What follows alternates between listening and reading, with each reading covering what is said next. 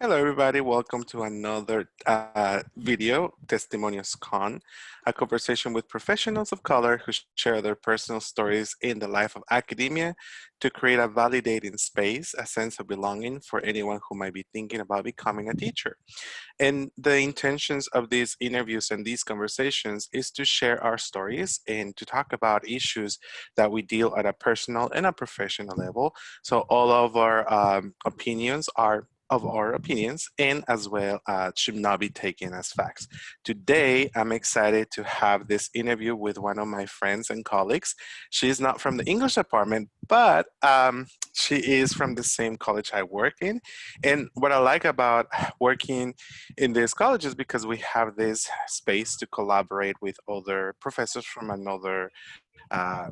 other subjects. So my experience with her is that she is the person who organizes the Voices from the Left event. It's the spoken word, amazing poetry slam event that happens or used to happen before the pandemic in our college. And she invited me to participate in this. And because I am a poet and I love writing and I love poetry and I love the spoken word, I came up with my own poem. And when I met with her in her office, I read my poem, and then she just said, "You need to do this, you need to do that, and then you need to say these things this way." And it just enhanced and empowered the poem, like it took it to another level, so it gave me a better understanding of what the dimension of poetry is that I was able to take back to my classes. So I really appreciate that, and that shows how amazing she is at what she does. So without anything else to say, we have Professor Sakeenah Gallardo. Welcome. Hello. Thank you for Oh, being. thank you so much for having me. I appreciate you giving me this space. I look forward to our conversation. I'm excited. I'm really happy that you decided to be part of this. And again, this is not just for English faculty, it's just for any faculty of color who would like to share their stories. So we can start with sharing your story, and we can definitely start from the beginning, what your childhood was like.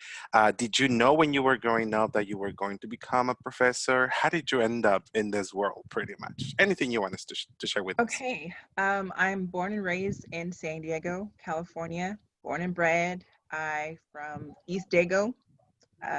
Grew up eating real tacos, 7-Eleven Slurpees. That was pretty much my life. I grew up what we call by the tracks. Um, I did not know I was going to be a teacher. That was never to be my path. My path was supposed to be a doctor.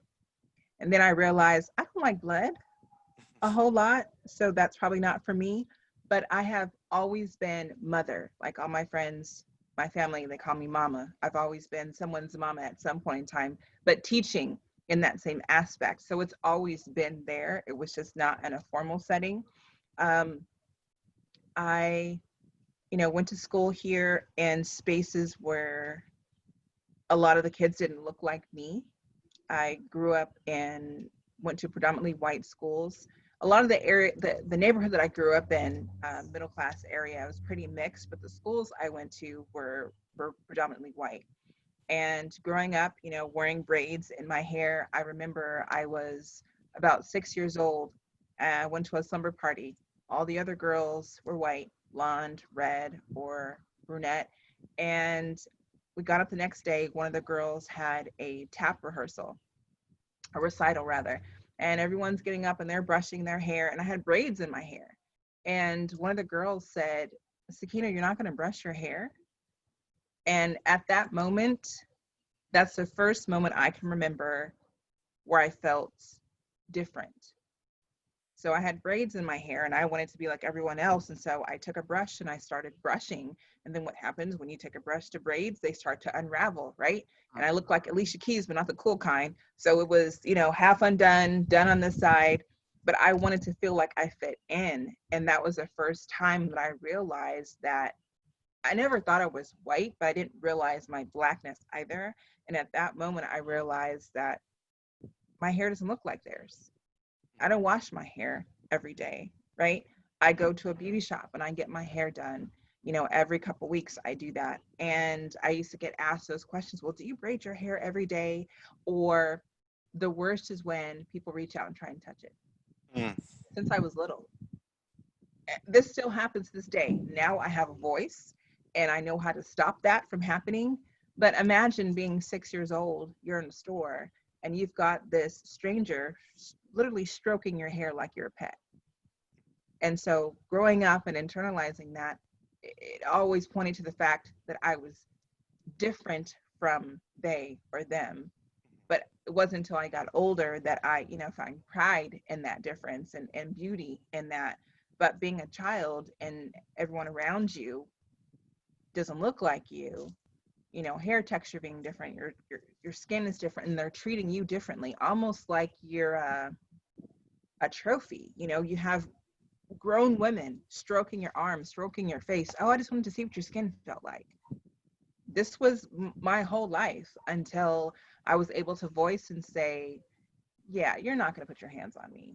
But being a kid, they're an adult. What do I do? And so I took all that and I took it to the stage.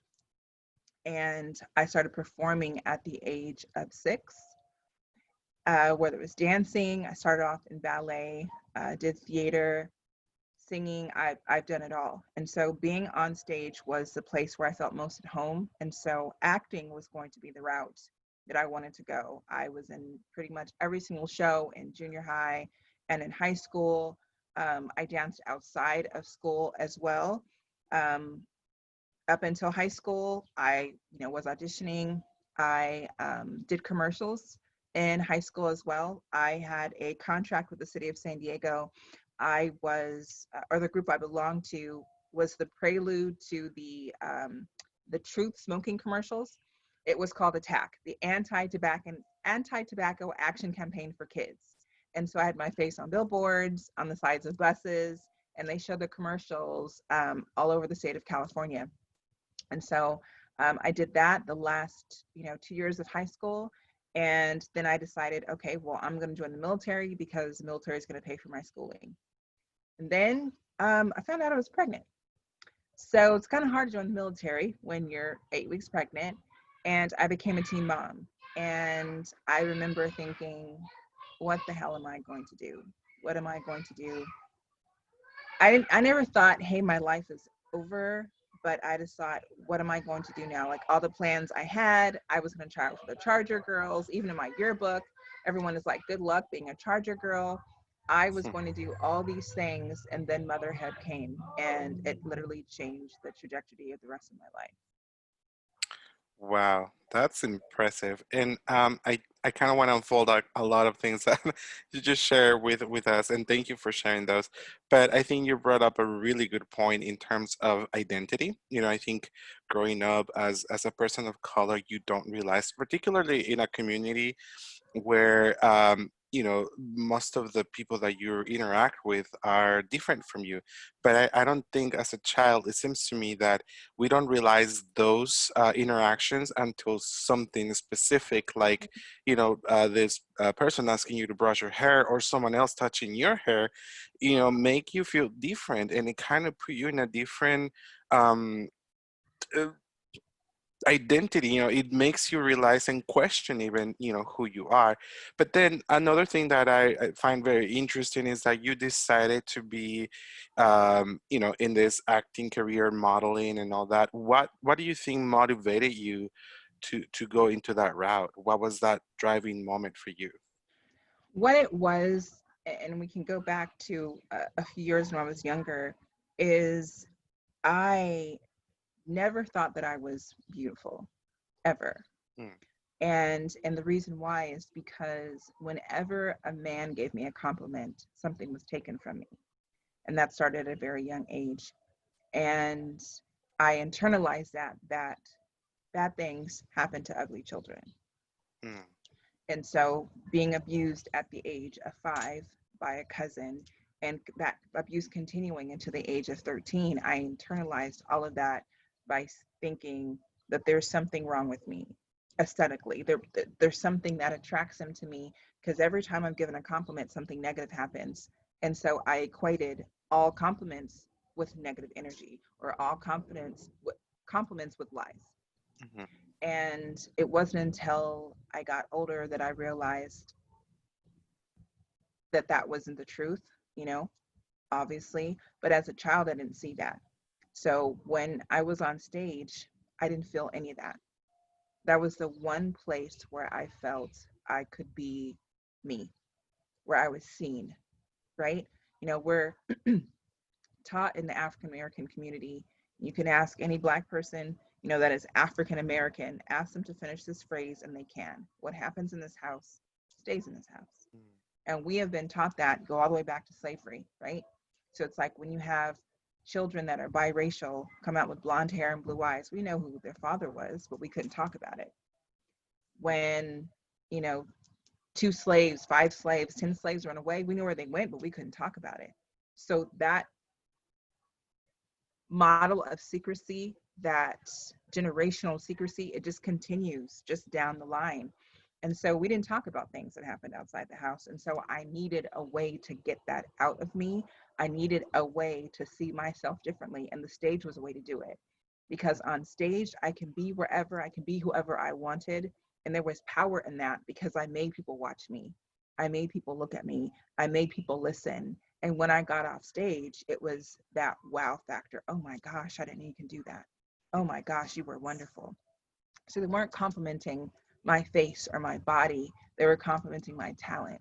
And so that's what I started to really get hooked on, is that when I was on stage, they're not saying, wow, you know, she's pretty. They're saying, wow, she's talented. And that is what came to help build me up.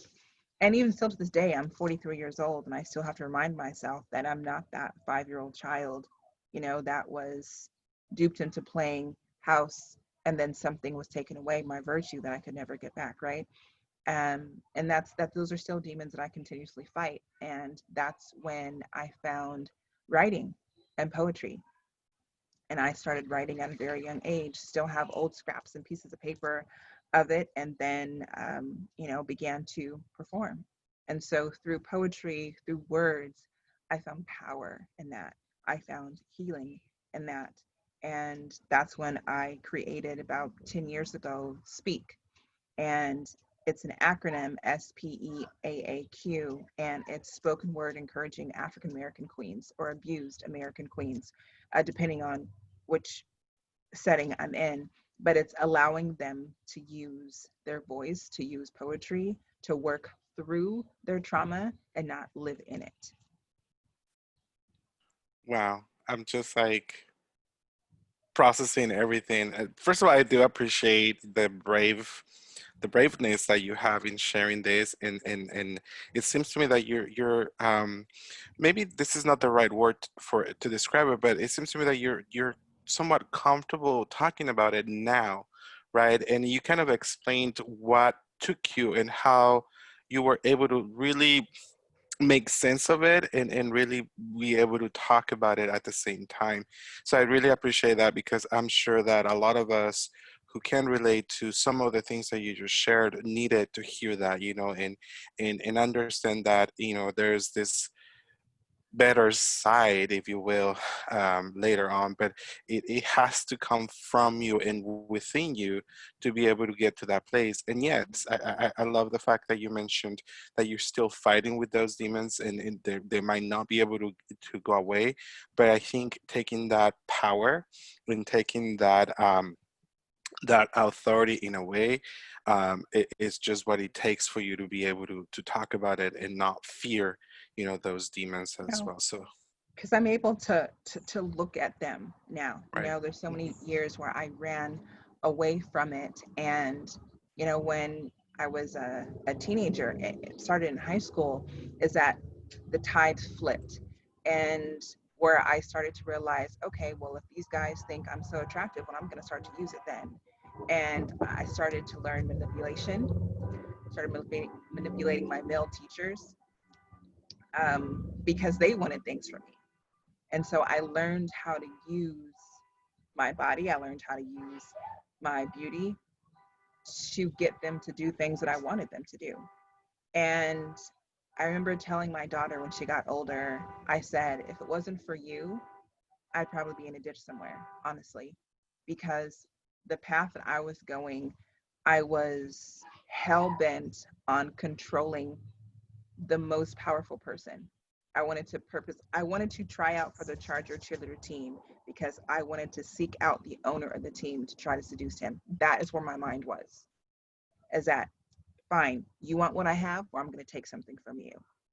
And that was a mindset I have, that I am tired of being a victim. I'm now going to dominate you. And then I got pregnant. And I told her, I said, you saved my life. She still doesn't understand to this day what that truly means, but she did. She saved my life, because if I did not have her, I can promise you I would not be having this conversation right now. That makes total sense. And again, thank you. But I want us to kind of go into that moment when you, how old were you when you were pregnant, when you found out that you were pregnant? I found out I was pregnant. I was 18, Were you still in and high school? I had just graduated, but I Okay. was pregnant when I graduated. I just didn't know. I got pregnant on prom night. Wow. And I blame my mother. I'm like, you didn't notice the big duffel bag that I had as I walked out the door? Okay. Um, so it wasn't until after graduation, I had a regular doctor's appointment, went to the doctor's appointment, and, they always take, blood and things like that. And they always test it every single time. I didn't think anything of it. I was at home and the doctor called. And so I was like, oh my gosh, I have something. I have, there's something. Oh my gosh, I'm probably going to die. I just thought I had some sort of like STD or something. And so she was like, Sakeenah, you know how we always do a pregnancy test, right? I said, yeah. And she said, well, it's positive.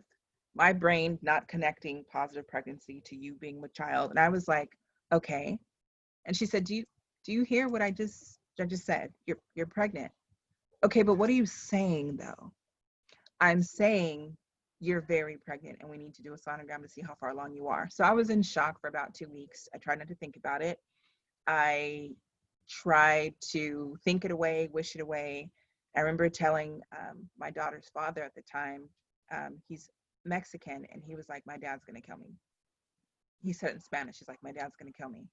And I said, what do you want me to do? He's like, well, we need to take care of it. And I said, I don't want to do that. He's like, well, I don't know what we're going to do. You have to take care of it. So that night I had a dream. There was nothing in the dream. Everything was pitch black, but I heard a baby's laughter. And that's when I knew I was going to keep her. And I knew I was having a girl. I knew I was having a girl. And from that moment forward, everything I did, I put Ayana first. She was the reason for everything that I did. Wow. That's again, I'm just like processing things. So it might take me a while to like get to the but again, thank you. So it it really is difficult, for anyone finding out that way because usually I think we're taught that a baby is planned and it's supposed to be under this family, you're married and all that stuff. And culturally speaking, for a lot of Latinx people, it's very I don't know what the word is, but it could be very belittling, if that makes Mhm. sense, for women, become pregnant out of wedlock. Was that the case for you? Was it something similar? I guess what I'm trying to get to is like, how did you tell your mom or your parents, your family about it, or did you even tell them?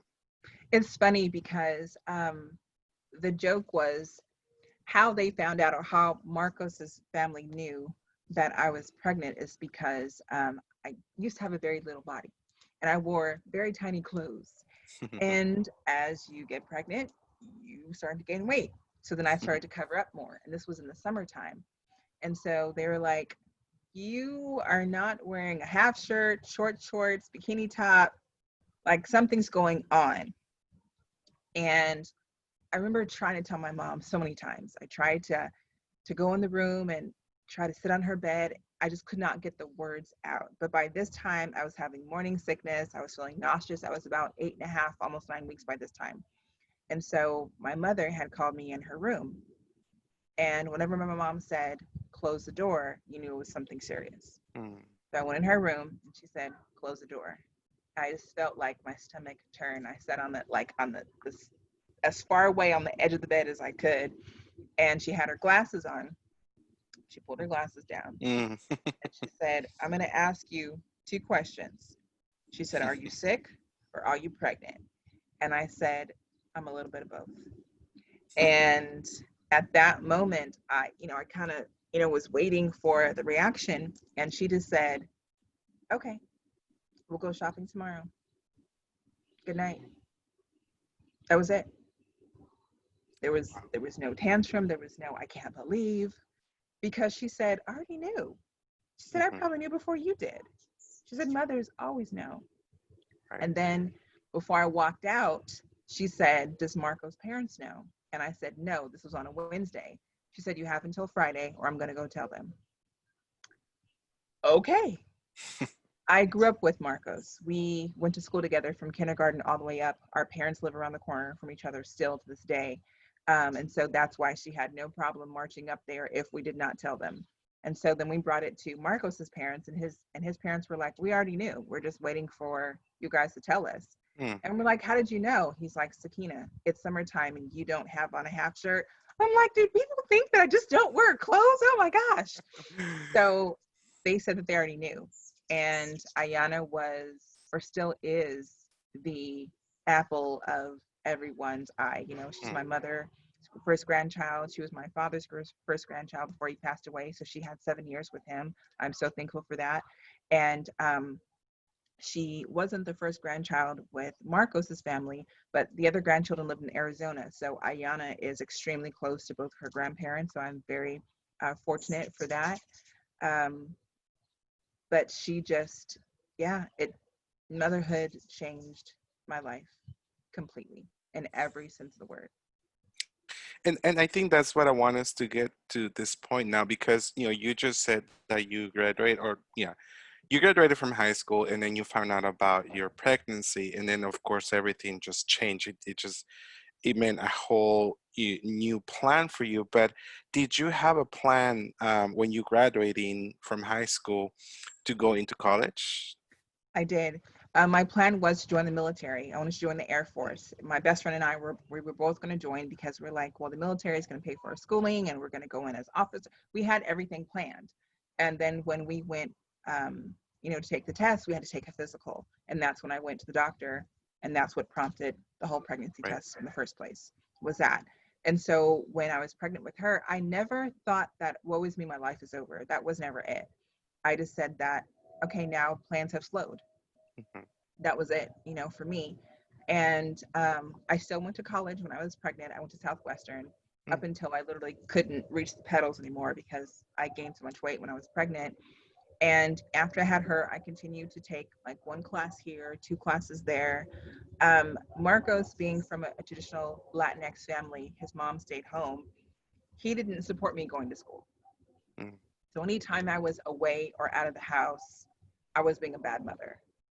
But me being raised by a single parent, although my father was around, um, I saw it as this is a betterment for both her, you, and me, right? Mm.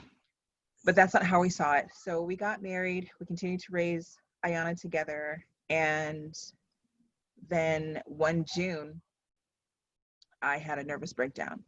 And I was forced to come to grips with all the trauma that had happened to me as a child, the sexual trauma.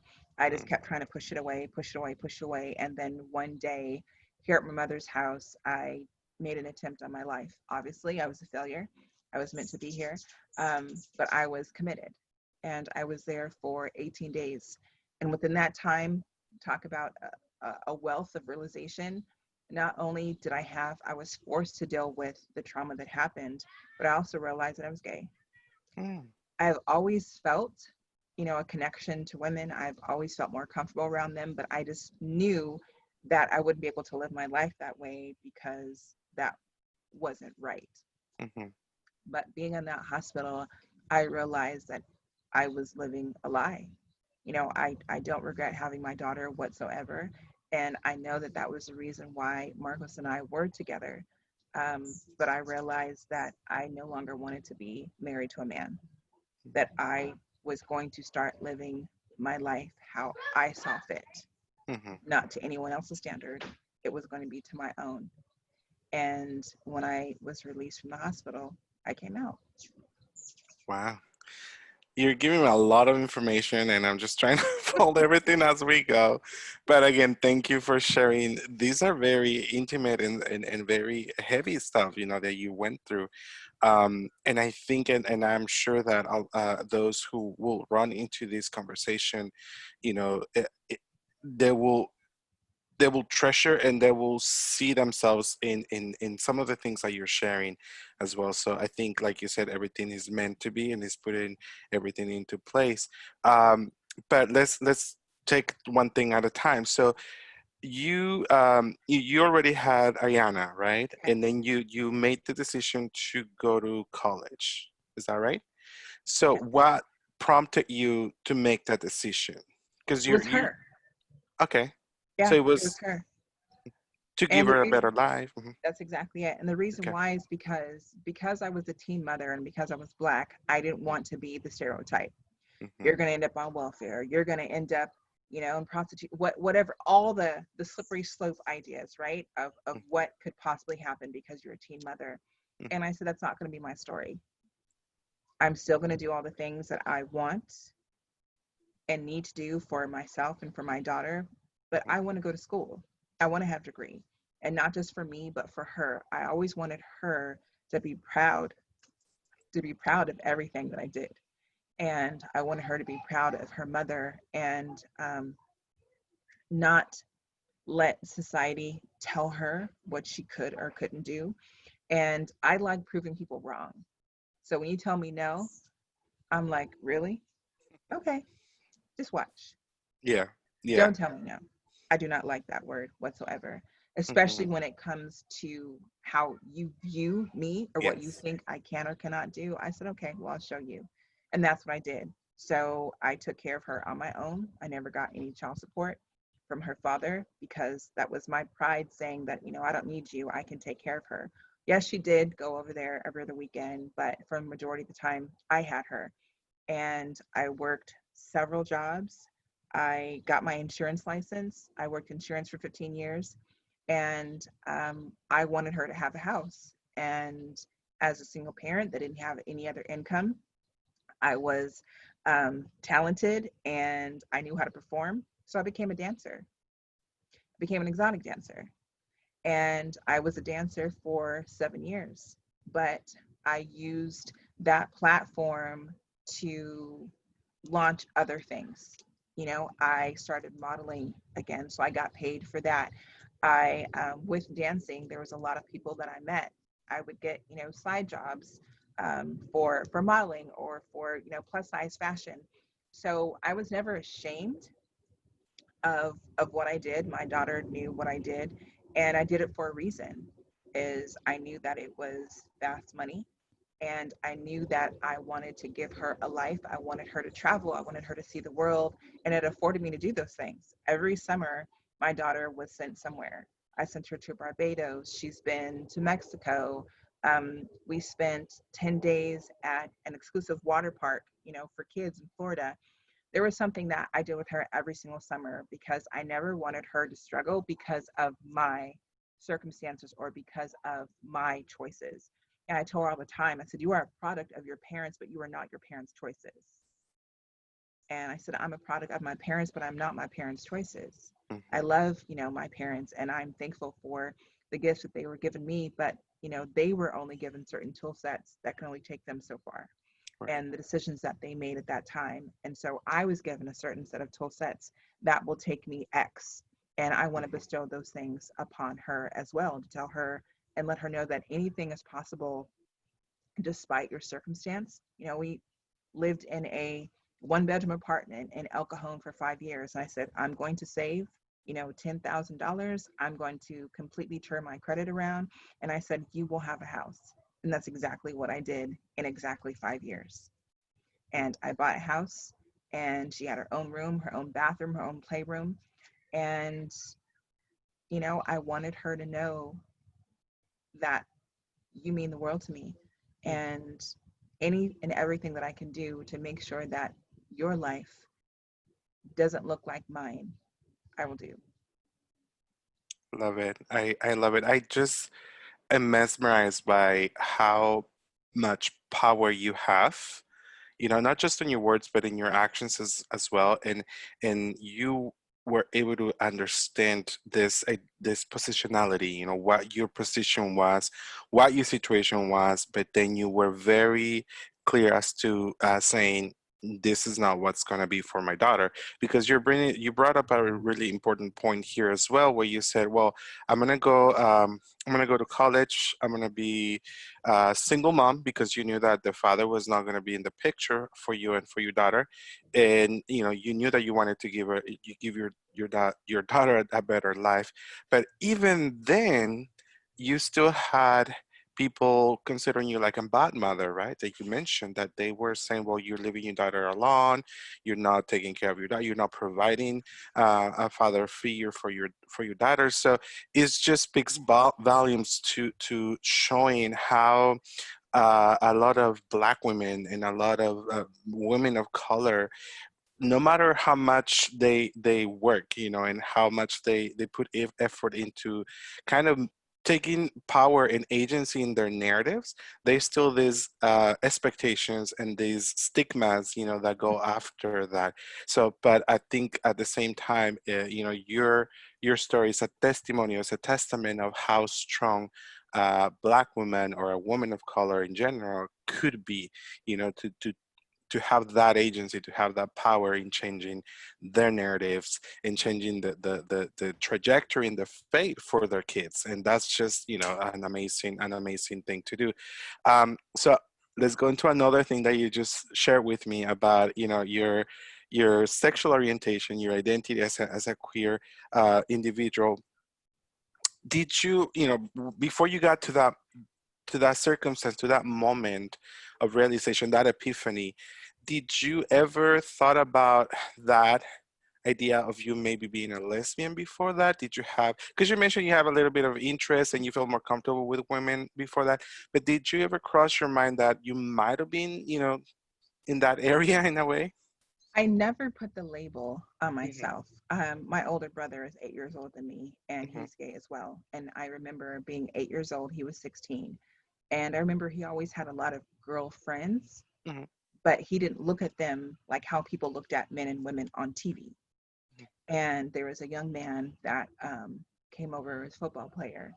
And I remember, like, I never saw them hold hands or kiss or anything, but it was the energy that I saw with him is the same energy I saw with husband and wife on television shows. I Hmm. remember thinking, huh, okay. I didn't know what the word, gay was or lesbian was at Right. 8. And then growing up around that and him, bringing his gay friends over and just me just feeling how comfortable I was.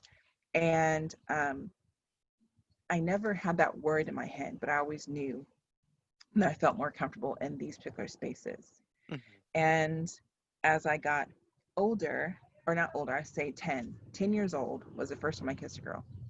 Hmm. And I remember we were playing Truth or Dare.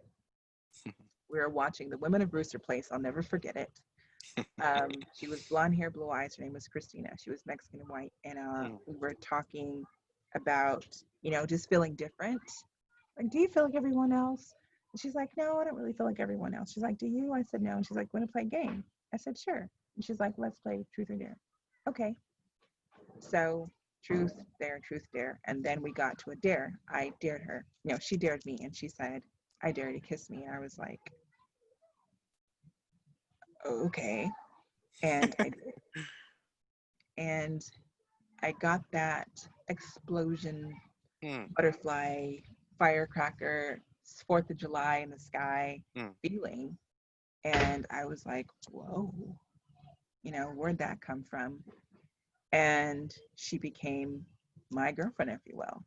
Mm, but she was known as my best friend. And so I continued to have these best friends as I went into high school. And, they were girlfriends, but it was all done in secret, right? mhm. It's not like that's something that we could share because it wasn't the cool or the faddish thing, back in Right. 95. Um, so that is something that has always been there, that I knew that this is where I felt more comfortable, Mm, but I knew that I couldn't live in that space, at least not then. mm, And it wasn't until I had that break, a break and an epiphany all at the same time, that this is who I am and this is where I want to be, and that I couldn't be happier. I remember uh, when I was going through the divorce process and I was trying to explain what gay was to my daughter, and she was 6 years old at the time. She was six, turning seven. And we had bought a house in Temecula, her father and I, we were driving down to San Diego. And I was driving and I was crying because I couldn't think of what to say. And so by this time, I had already had a girlfriend. And so she's sitting in the front seat and we're driving. And I said, Ayana, mommy and daddy are going to be living in the house together anymore. And she started crying. I said, it's nothing that you did. I said, we're going to be friends. We're still going to live in the same house for a while. You still have all your same stuff. But I said, Mom, I said, Dad is going to have friends that are girls, special friends that are girls. And I said, Mom is going to have special friends that are girls. And mind you, I was already seeing someone at the time. And she's 6 years old, about to be seven. And this is what she says. I'll never forget it. I quote it in my classrooms every year. She said, Mom, when you're with my dad, you don't laugh and smile. But when you're with Miss Rebecca, you laugh all the time. And that moment, at that moment, I said, F the world, mm, literally, screw them. I said, as long as my daughter understands where my happiness lies, I could give a hell about what anyone else feels. And it was her 6 year old sweetheart that gave me the strength to come out. mhm. And when I came out at 25, it was not easy. Her father threatened to take her away. His family, who I've been close to since I was 4 or 5 years old, we didn't speak. My mom at the time did not want my girlfriend to come to her home. She said that she's not welcome on her doorstep. And so that first year was rough to say the least. Mhm. My only supporter was my older brother, who was gay, and my younger siblings, who were like 12 and 13 at the time, because they thought it was cool, and my daughter, because she knew that mom was happy. Right. But after that, everyone slowly came around, and now it's all good. Yeah. Love it. It's just that moment of your daughter telling you that it was okay, in her own way. It just shows how the innocence of a child is Mhm. what we need to have, to be able to comprehend the world that we live in. And I think we're very caught up with all these uh, complex issues and whatnot. What people will say and expectations and uh, you name it, right? But it just takes that innocence of a girl like your daughter to say you're happy, that's what matters. So I love that. I think we don't really recognize how pure and how important their voices are, as kids. um all right, so let's keep unfolding things. So then, did you tell your husband then that you were seeing your girlfriend? Yes. And was that the main reason of your divorce? No, it wasn't the main reason. Okay, It okay. was it was the straw that Mm, broke the camel in half, basically. right. Hmm. I knew that I wasn't happy. I knew that I didn't want to stay in that marriage. We were young when we got married. I Hmm. was 19, 20, Hmm. because, our parents come from a different era. You have a kid, you need to be married. Right. And, that's, what they thought. That's kind of what were kind of, pushed into. And so that's why we did it. But I knew that I wasn't going to grow old with him. I Mm, knew that. And when I had that breakdown, that's when I realized that I need to start doing things that make me happy, because we're not promised any time on this earth. And I remember My father had passed away. I got out of the hospital on a Wednesday. My father passed away on a Sunday, vice versa. Mm, I got out of the hospital on a Sunday. He passed away on a Wednesday. And I remember thinking, how in the hell am I going to move through all this? I just came out, I just got out of the hospital, and my father's gone. And it was at that time that I started doing things my own way, on my mm, own time, how I wanted it. So I went back to school mm, and I started taking a class here, a class there. And then I started taking more and more classes. So I was now going to school 3/4 time. I was going to school 3/4 time. I had a full time job. I was dancing and I had a part time job at Target mm, because I was going to get my baby a house. I told her to mm, give me 5 years and I was going to give you a house. She was so happy in that, little apartment that we had. She didn't know. But I know that I wanted better for her and I wanted her to live a life that made her happy. mm. And that's what I started doing. So with insurance, I worked in insurance for 15 years. I hated everything about it, but it paid the bills, right? And Right. it paid well. But I always would try to find ways to teach. So if they had a training coming up, oh, I'll put together the training packets, I'll do it. Mm, I'd always been teaching since I was little. My brother had a dance studio, so I taught, hip hop and mm, jazz to little kids. He had a theater troupe, and so, we would put on plays and stuff like that. So teaching has always been a part of me.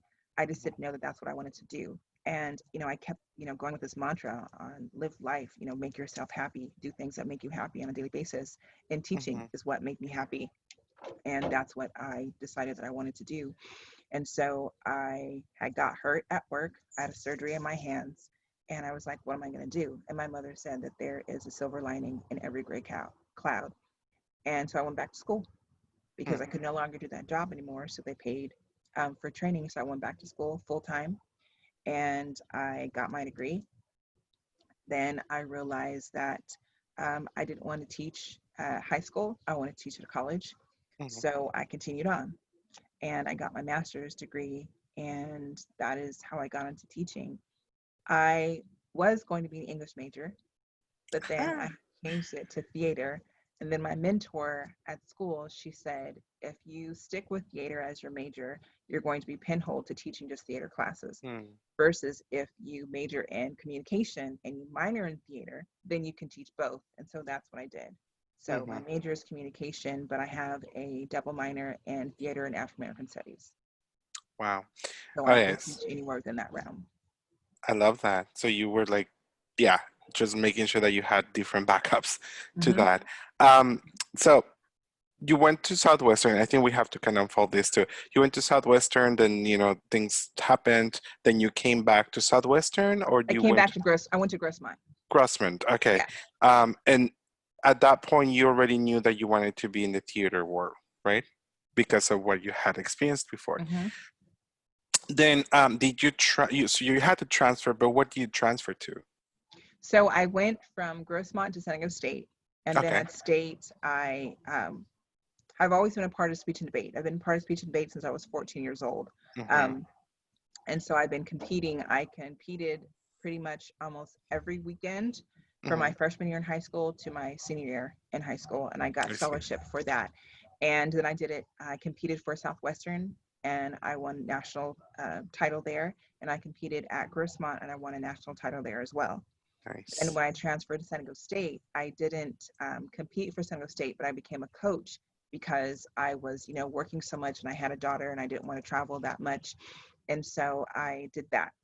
Mm-hmm. And I loved every part of it. Again, I was teaching. I loved every single part of Yeah. it because it's not, getting someone to remember the lines. It's not getting someone to remember where the mark is on stage.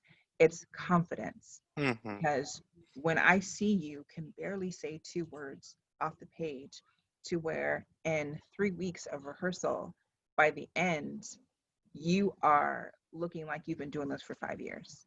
Mm. And that is, I think, what my superpower is. Absolutely. I agree. Just based on what you shared and how you were able to take ownership on your life through theater, it definitely is a true testament of how you teach this type of subject, theater, and it's not about learning a line or how you pronounce it or whatever, but it's about you as a person being confident. And I think there's a little bit of relationship between that, or connection, I should say, between that and writing. As a writer, you have to know yourself, and you have to know your struggles, and you have to be able to not necessarily make sense of them, but through the writing, you make sense of them. That Mhm. then will give you the confidence. Yep. So I think there's a really nice connection there. But I kind of want to ask you this. You mentioned that you originally wanted to become an English major. What motivated you to do that? I when I knew that I was supposed to go to college, I knew that I had to go to college. And my older brother, I have two older brothers and one younger brother, and a younger sister. There's five of us. Mhm, And my brother, the second oldest brother, he was an English major. And so I was like, mhm. well, I guess that's something I should do. Oh, okay. But once I started going, and in my classes, they would always ask me to read out loud and or perform something. And so one of my teachers, he was like, you need to be in theater, Mm, not in English. It's like you need to be a theater major. And so that's when I had switched over to theater. And theater. then from theater, I went to communication because to me, it's a mixture of the two. Mm, You have to have a command of your words, like like what you were saying, know what you want to say, know how to say it. And then the theater part of it helps me with the delivery. right. Even with my teaching, I come from a theatrical background, and so everything I do is big and large. Mm-hmm. And those are the same tenets that I teach my students in communication as well. You Yeah. know, you're in a stage wherever you go, you're on an interview, that's a Mm-hmm. stage, Yeah. right? I'm in front of a classroom, that's a stage to me. You're on a date, that's a stage. So it's like bringing that confidence throughout everything that you do, change your life. Mhm. I agree with you, and I think you're bringing up a really good point about teaching, and it makes me think about me, how I behave or how I interact, when I'm with family, with my partner, with other people. But when I'm walking into the classroom, or I'm in a class, in a class with students, it's a different behavior. It's a different interaction. It's a different Jorge, that is in front of the students, interacting with students, and it Mhm. feels like it's a stage, But it's not about faking it or No, acting. It's not at more all. about Mm-mm. bringing that agency again into that space for you to feel empowered and to be able to interact with people as well. It's an But amplification of what right, you currently already have. So like you said, it's, absolutely, it's not a fake Jorge or a fake Sakeenah. I'm amplifying what is already there because absolutely. what my mentor told me. She said teaching is like being a one-woman show.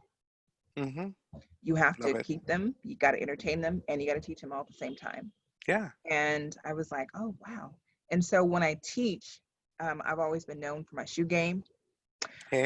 When I teach, I wear heels every Hmm. single class. Every single class. My father used to tell me, you dress for the part that you want, not the part that you have. Exactly. And so when I got a script, what I would do is that my acting coach, she said, find a piece of jewelry, find a piece of clothing, or find some shoes that your character would wear. Hmm. When you rehearse, you always wear that piece of jewelry, that piece of clothing, or walk in those shoes, always. And so I, whenever I taught, I always wear heels because, I want to be uplifted, not just literally, but figuratively. And so I walk in that pattern, in that way, every time I teach. Yeah, and again, students pay attention to all those nuances, that you bring into the classroom, and they respond to those aspects of you as a person, and they also respond to your personality. So, I think those little things that you're bringing up and what you're sharing about you, the way you dress, and the way you present yourself, speak volumes to how students react to you and how they respond to you at the same time. So I think it's important. I'm thinking about wearing high heels maybe at some point too. Why not? And work it. Yes, honey. Honey, I can help you with that. Hey, yeah, I'm gonna get more tips from you. Okay, so I want us to go back to your educational path because then we're gonna get into the teaching part. Okay. which you kind of mentioned that you already were in that world, somehow your calling was there, but there was a lot more going on in your life that you didn't really had time to process that, right? But it wasn't until so you went to San Diego State, you majored in communications, minored in American Studies and theater. Then Hmm. you went into your master's degree in the Hmm. same field, Hmm. same school. Yeah. Okay. I really, really connected with the faculty there. And there were two faculty members because I wasn't going to go to state. I wasn't going to do my master's after I got my bachelor's. But two faculty members there, um, they both said, "You're coming here." I said, "I don't test well. I get test anxiety because it was the GRE. I don't test well. I get test anxiety. Doesn't matter. You're coming here." I said, "Well, well, what if I, don't pass the GRE?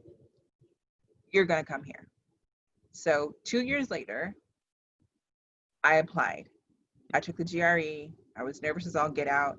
When I looked at the math section, I thought it was upside down. So I'm just like, C-A-G, oh, G's not an option. Okay, let me go back to A.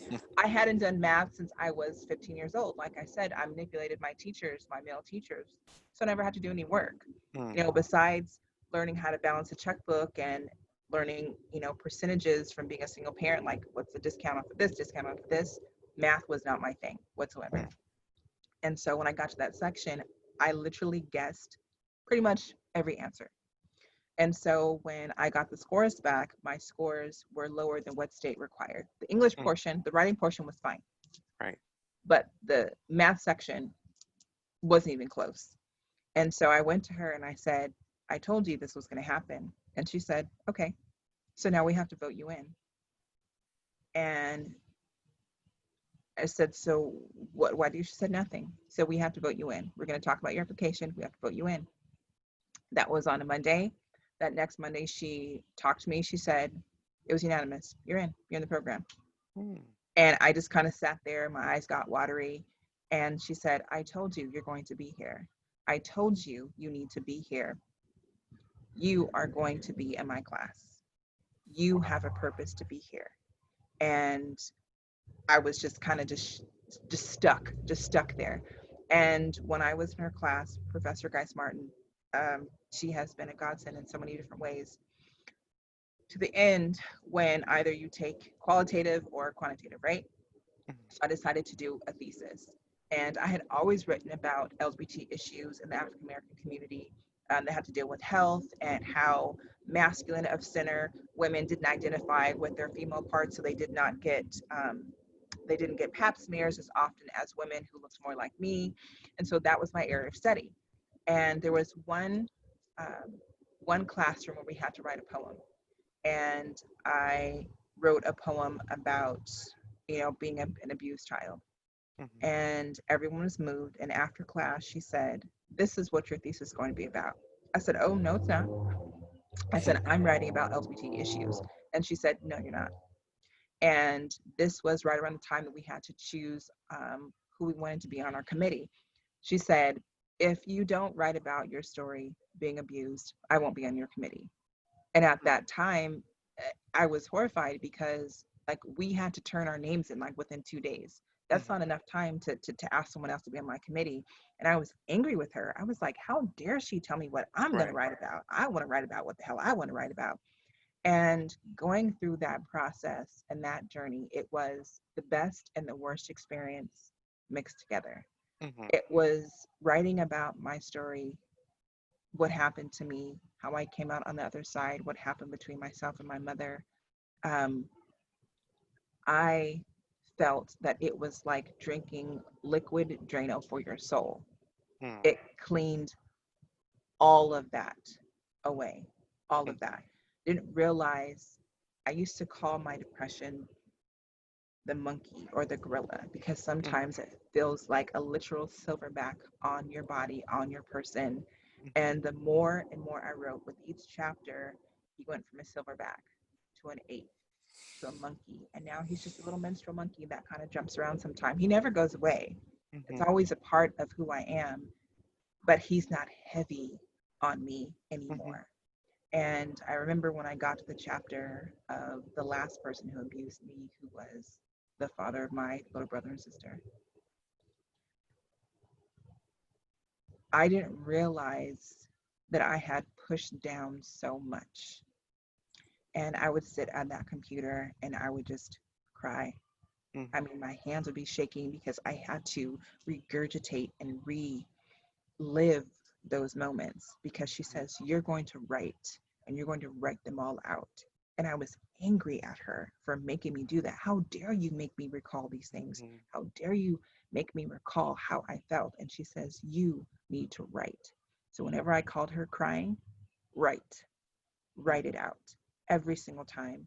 And I remember I got a phone call from my mother that he died. I call him Chester. Mhm. Chester died. And I remember thinking most of my adult life, I can't wait until he dies. I can't wait until he dies. I'm going to tell him all first. I have so much to tell him. And when he died, I broke down again Mhm. because I was like, how dare you leave this earth without me telling you off?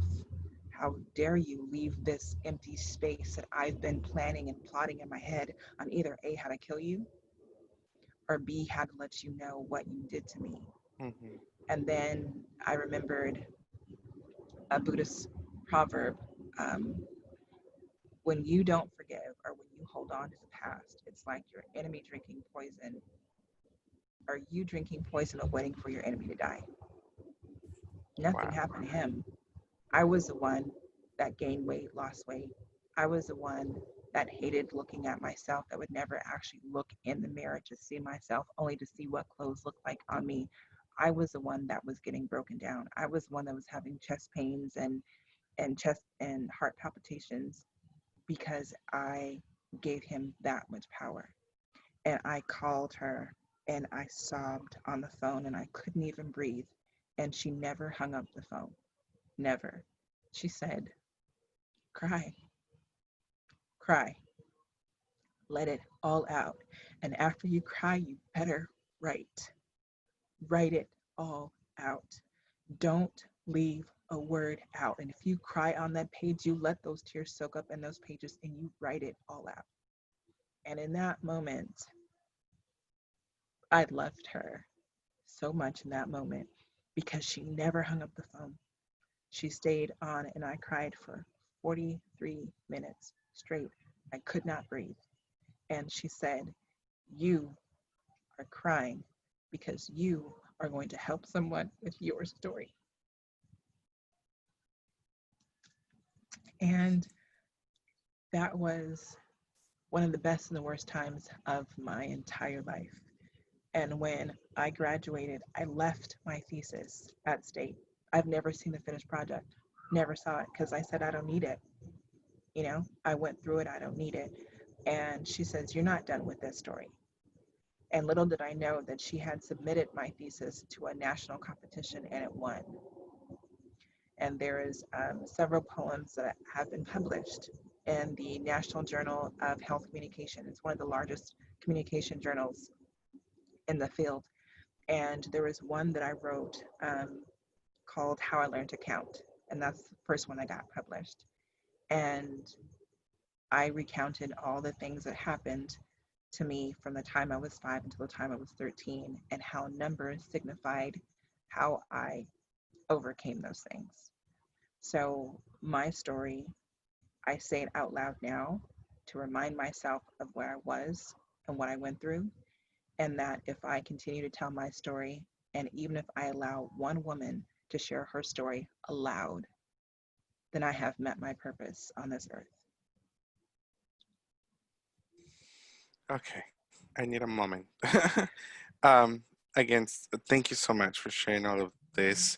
And I do appreciate how brave you are and how much you have been able to to gain back, and to take over, to own as your story. Because I think in many cultures, and speaking from my experience, in the Mexican culture, is we always are taught to keep it quiet, to stay silent. Um, as crying or feeling vulnerable is a sign of weakness, and it's not allowed, in any way whatsoever in our house. And I think, as you mentioned earlier, you the only thing that you are left to do is to internalize all of that. But through writing, just like you shared right now with us, is how you're going to be able to get it out. It's how you're going to be able to make sense of it, and again, own it, because that's your story, and you're the only one who gets to tell you that, to tell your story. But at the same time, what I'm learning from your story and from other colleagues that I've interviewed is that it takes someone else. It takes a mentor. It takes that person that is in your way. That is walking alongside you, to kind of push you out of your boundaries, to because they know that you have something to share. And it took this mentor for you, to be able to make sense of those things, and to again tell your story. And it's your story, and nobody else is going to get to tell it that. And again, just being able to publish all of these poems, it just gives you so much power.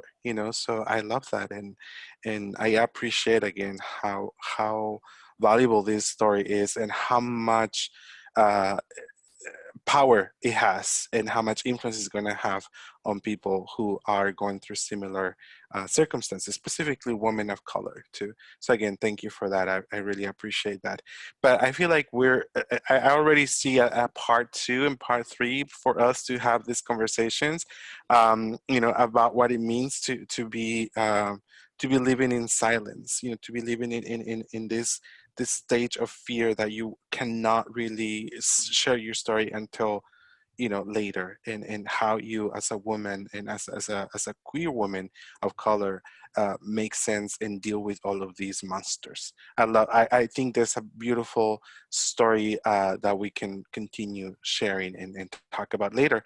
But I do want to focus and kind of go back to, you got your master's degree, you because of that story, and everything else. How did you end up teaching? Did you adjunct before you got to a full-time position? How was that Yes, I did. trajectory? So my mentor that was at um, Southwestern, then she went to San Diego State. She knew the chair of communication.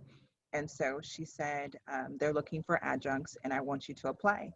Hmm. And I applied and I went and I interviewed with her. I turned in, my resume and CV and all that, and I got the position.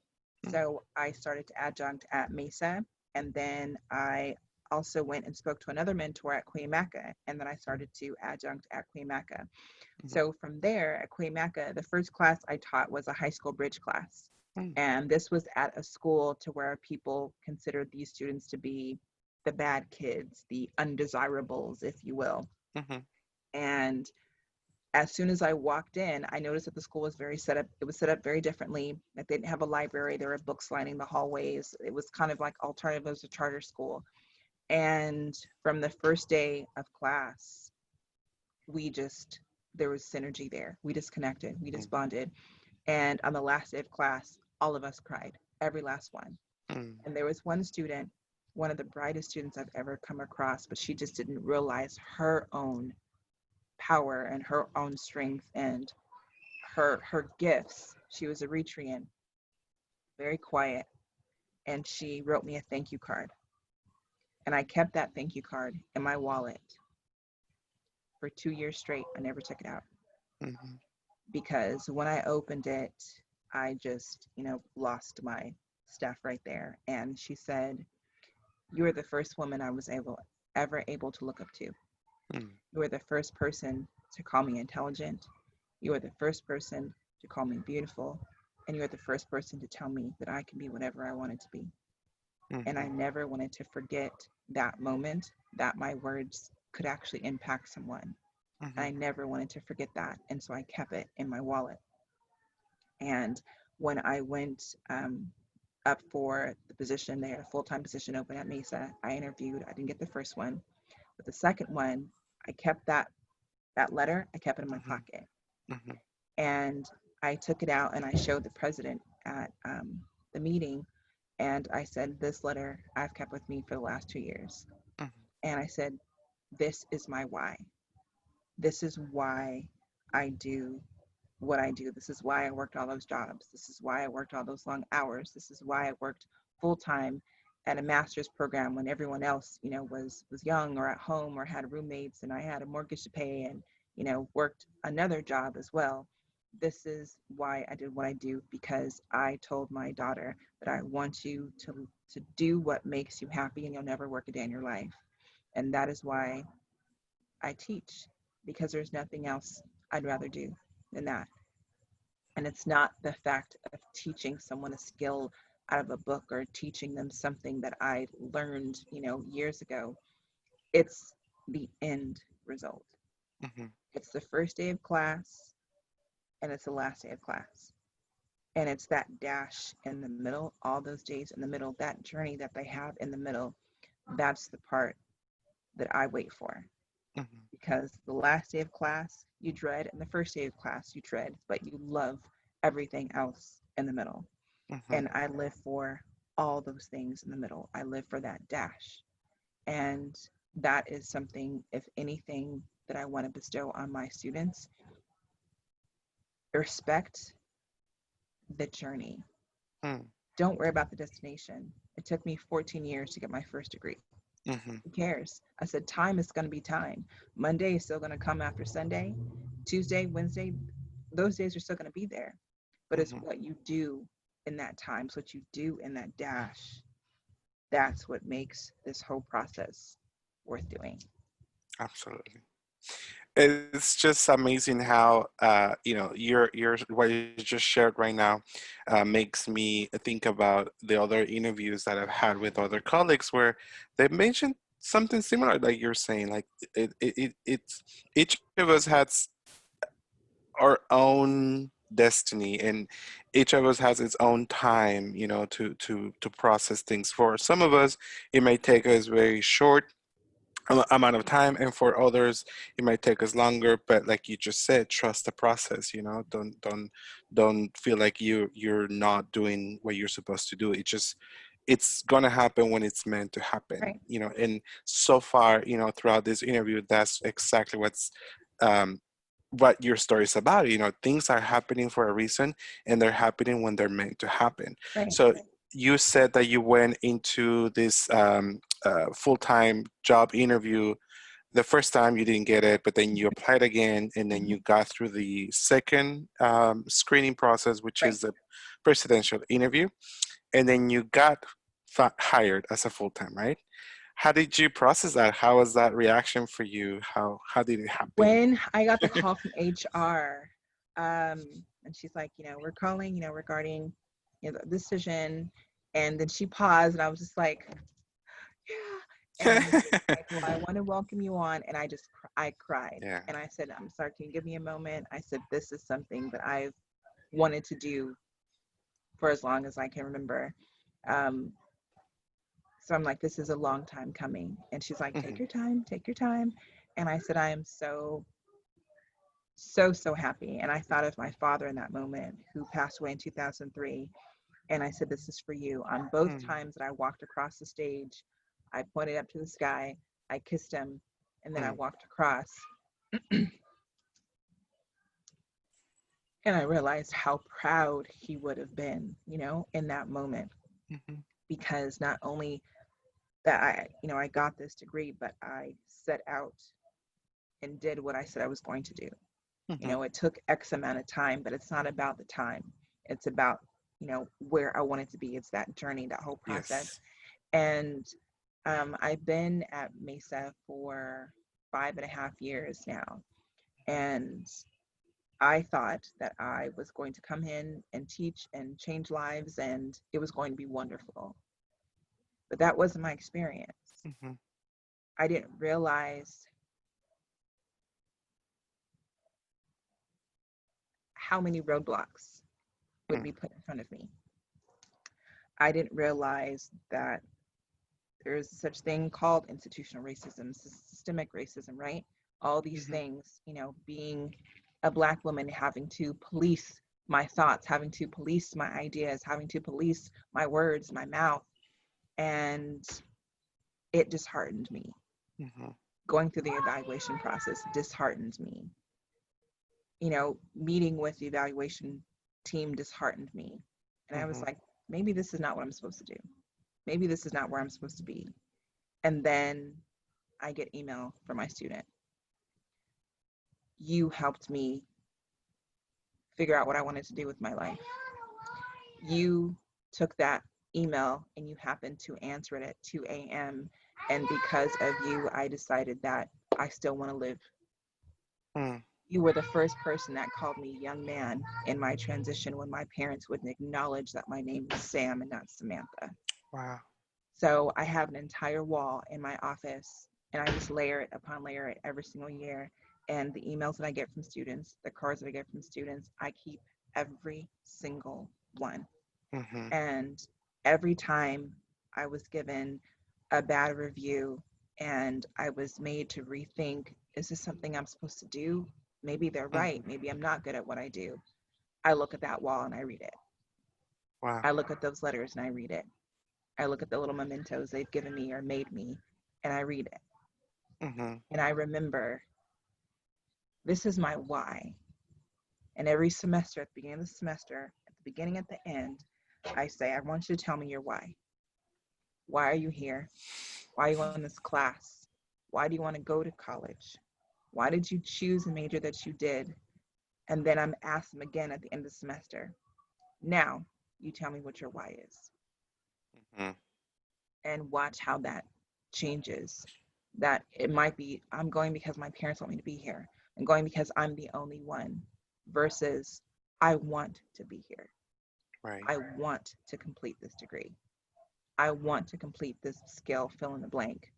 So the Yeah. why, again, that first day of class and last day of class, but it's that dash in between is what I want them to respect. Mm-hmm. You're not going to be wonderful in your first speech, and that's completely fine. I want you to know that. But I promise you by the end, you won't even recognize yourself. And that's the whole point. Yeah. From the first day that I walked on Mesa's campus to now, I don't even recognize myself because I'm not the same person. And you shouldn't be the same person. Every 7 years, our cells change, our taste buds change, everything. Mm-hmm. And so our experiences forge us, they shape us. And, when they wanted me to quit, I didn't. Mm-hmm. Because my dad used to tell me, he said, how do you make a diamond? Time and pressure. Mm-hmm. That's all you need. Yeah. So I say, thank you. Thank Yeah. you for rubbing me. Thank you for shaping me. Thank you for trying me in the fire because I came out as pure gold. I thank you for making me a diamond. Mm. So instead of crying and being angry like I used to, I tell them thank you. Right. You just make me shine even more. Yeah. Absolutely. I love that. I just like again processing everything. Sakeenah, you're making it difficult for me to like really bring bring us into this like lenient conversation that I had planned. So, but I love it. I really love it. It's genuine, it's organic, and it's something that it needs to be said. I think the entire interview that we've been through is again, it's just that testimonial that you're sharing. Is your story that needs to be said, and it has to be said, and it has to be shared with many other people because it's a reflection of the struggle that a lot of women of color, black women, you have been through. And you mentioned how in the beginning when you found out about you being pregnant and all the people labeling you and telling you that you're not a good mother, but then that motivation, your daughter was that motivation, that motive for you to keep going and really ignore those comments and really, not necessarily ignoring them, but just taking them in and then really processing and said, this is going to make me stronger. And then now as a full-time professor, in a tenure track position, it's the same thing. You know, these people are telling you that you're not good enough, and all these obstacles that you just mentioned. But then the motivation are your students. You know, those are the people who are keeping you going. You Every know, day. and every day, and that's what you're doing this. And I think again, it's a testimonial of how professors, you know, who really love the profession, are for the students. You know, it's not about showing that you are equitable, that you are this or that you are that, and that you're capable of being in a position or coordination or whatever. It's just your students, you know. And in the subject that you teach, there's a lot of sensitivity. There's a lot Yeah. of sharing. It's a lot of negotiating and interacting with humans, Yeah. you know. And that's, you know, at the end of the day, that's what matters. And you know, you have made it so well and so amazingly wonderful that I think it's gonna pay off, and it's paying off. I'm sure it's paying off, and it's paving the way for new Sakeenahs coming up, you know, teaching and really um, going through the struggles that a lot of us have gone through, right? But you particularly are paving that way that a lot of other people are going to look up to, and it's like, yeah, this is how she did it.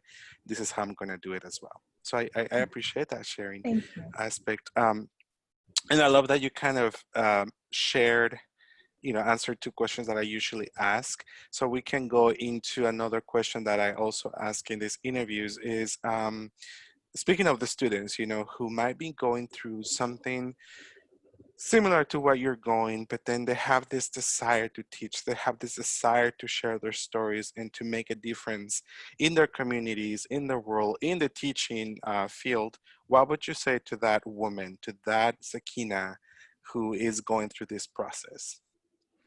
I would say if you found your why, Mm, make that your horizon and always walk toward that horizon, right? And there are times to where when you walk one way, the horizon doesn't seem like it's quite lining up or it seems too far away. But if you keep your eye on that horizon, you're always going to see that little spark of light, mhm, right? And the closer and closer you get to it, the brighter that light gets. And there's some times when that light seems really dim. And, the light had dimmed for me when I was told that you're not good at what you do, this is this, but I kept my eye on that horizon. And mm, for me, it was students. mm, And every time I felt that my light was getting dim here, I would look at them. mm, And they mhm, were always, always a beacon for me. Always. That lighthouse, when you're lost in that, stormy sea of uncertainty and self doubt, look for that light. mm, And it's always there. It is always there. And just recently, um, I was in a Zoom meeting and I met a colleague from a different department. I didn't even know her, and she sent me a link. She said, "I just realized that you're the teacher that this student is talking about." mm, The women's conference that was on, I believe, March 6th at Mesa, a student had mentioned me mhm, and her speech at this conference. I had no clue. I had the student 3 years ago. mm, No clue she was doing this. And she had come to me because she was sexually assaulted by someone at her work. mm, And we sat and talked for days and hours. I reported it and I told her what she should do. mm, And I let her know that do not let them try and talk you out of reporting. Do not let them try and talk you out of it did not happen. You use your voice. I said, let your voice be your guide. Do not ever let anyone silence that voice, mhm, ever. I said, let this be an example to show how powerful you are and how powerful your voice is. And she had mentioned me in her speech. And so this colleague had sent it to me yesterday. And I looked at it and I just cried. I had mm, no clue that she was going to do that. And she said, she told the story and she just said that I went to a faculty member. And then at the very end, she said, I want to thank Professor Sakeenah Gallardo for telling me that my voice matters, mhm. Wow. for telling me that I matter, for telling me that I belong in this world. And she said, I will never forget her. Thank you, Professor G. And I just lost Mm, it. I sobbed crying for like 20 minutes because you don't realize how your words touch people. You don't realize that you even make a difference. Like, I don't say, you know, I'm going to say, I'm going to make a difference. You know, I hope to, you know, even if I reach or touch one person, or let one person know that they are loved and they are light and that they are beautiful, then I've done what I was supposed to do. Right. And so that's when I came up, or that's why I came up with Voices from the Left. Mm. I taught a class that was an oral interpretation class, which has since been taken away. That's a whole other story. But I said, you know, no problem. I'm going to give students a platform to share their story or share the stories of others who have not yet been able to use their voice. Mhm. And so the first semester in MC 211, I set up 45 chairs because I didn't think anyone was going to come. We had rehearsed for about 2 weeks, my students and I, but I knew that they were ready. And so that first show, 145 people showed up. Mhm. That next semester, we had over 200.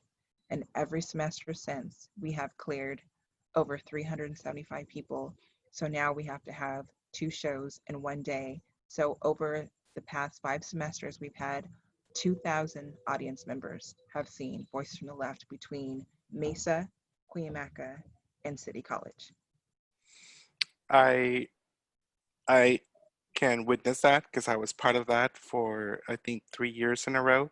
Mm-hmm. And again, I want to thank you. At the beginning, I kind of shared my little interaction with you, but and I can see how why students have such a great experience and you have such an amazing impact of them because you empower them, with just for me, thinking about um, my own poem and what I wrote about and what it meant to me growing up. The words put together were powerful enough, but it needed that other, layer, which is a performance, and me, the voice, giving that power to that poem. But then you gave me that, you pushed me in a little bit. It's just like a couple of suggestions here and there just made sense to me, and it elevated that poem. And I told you, when I performed it, it was just this power that Mm-hmm. took over me, and Mm-hmm. it was a very meta type of Yeah. experience for me. And, and I'm already, I guess, because I was a shy kid, I was bullied and all that stuff, and that takes a toll on you, and it really affects you in many, many ways. So I was very shy, very afraid of speaking up, and very afraid of doing things because I thought people were watching me and judging me. But it took that poem in that moment at Voices from the Left for me to do what you did, throughout your life. Just take power and change that narrative, and make it more my story, like Killed own it. that moment. Yeah, yeah. Killed it. Thank Killed you. it. I did it because of you. So I can speak for that. I'm a witness of that, so I can speak for what you're saying, and not that I'm saying that it's not true, but it's true that people, um, you have this special gift that you share with people, and you change lives pretty much. Thank you. Yeah, Thank you. yeah. I appreciate that. Whew. Oh my God, you almost made me cry. I usually don't cry, but you got me there. You're like a little tear here and there. So that's a lot. That's a lot. All right, so let's wrap this up because I think that there's definitely more space and more room for Of conversations course. with you, and Yeah. I would love to have more conversations with you. But at this point, if you had to choose another profession besides teaching communication studies, what would you be? I would probably go back to the stage. Hmm, There, theater. but to me, the classroom is my theater. Hmm, The classroom is where I amplify who I am. I don't want to say perform because performance is organic, but performing is when some people hear that word, they may not hear authenticity. mhm, So that's why I say amplify. I'm amplifying who I am. mhm, So that classroom is my stage and I love it. And the stage is a stage, and I love that as well. And so those are both places where I feel completely at home. Beautiful. I like that. I'm going to take that into account and make it more of as a metaphor, you know, the classroom is your stage. I love that.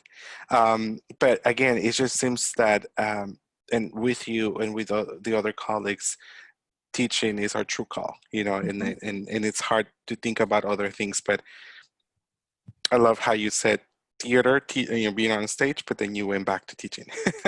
So it's really Because you hard to, teach yeah. both, both places you teach, right? It's like Mm-hmm, I think of Hamilton and how mm-hmm, they told a story and how, you're invoking emotion, but you're also teaching and you're also entertaining. And so that's, they blur to me, mm-hmm, like those two things blur to me.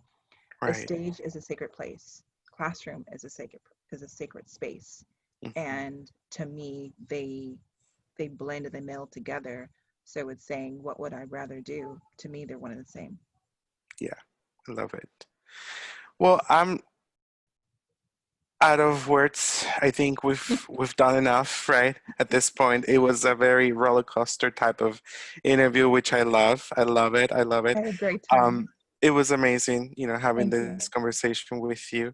And again, I hope we could do it again soon. Of course. But at this point, again, I just want to let you know how much I appreciate you, how much Thank I you. love you, and I how much I appreciate you am as well. thankful for just those little comments here and there. You gave me that time, just changed the way I see myself. So thank you for that.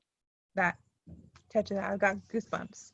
That touches me. Thank you so much I have for that effect on people. for giving me the space, for giving me your time. And you know how I end Voices from the Left every single year. You can get Yes. more stuff, you can get more things, but you can never get back time. And time is what you gave me this evening, your Mhm. time. And I thank you so much. I'm thinking about maybe hopefully doing a virtual voices from the, it's not going to be the same, right? But Hey, I, we let's do definitely it. need a space for that, you know. I Yes, feel we like do. especially now with this social distancing and missing that human interaction, we definitely need that voices from the left. So that's one thing that, and I still have and I read every single comment sheet. I mean, they're stacked and stacked. Yes. Got like 1,000 of them, and that's the one thing that is threaded throughout all of them. As they're like, how do you create such a community space in such Hmm. a short time? And that is something that I would love to bring to the virtual Hmm. space. Yes. And I think it'll have a different effect, but it will have the same impact, you Yeah. know? Absolutely. Thank you so much. I Thank will you. chat with you soon. Okay. Love you. Love Take you. care. Bye. Bye.